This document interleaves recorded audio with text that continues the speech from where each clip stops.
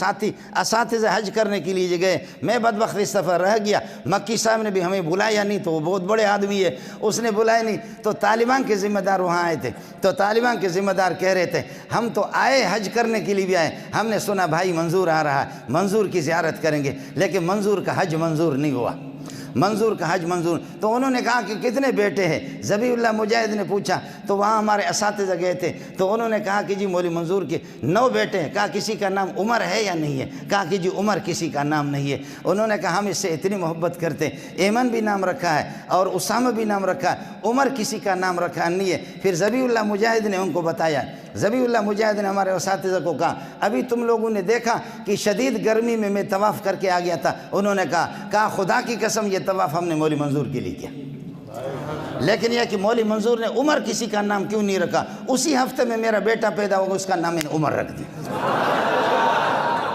میں نے کہا اب بولو، آگے ملا داد اللہ بھی آئے گا اور عمر آ گیا۔ پھر ذبیح اللہ کو ہم نے اطلاع کر دی کہ بابا پریشان ہونے کی ضرورت نہیں ہے، ملا عمر دوبارہ زندہ ہو گیا۔ جمہوریت میں ہے آدمی یہ ہے کہ اللہ کا 20 سال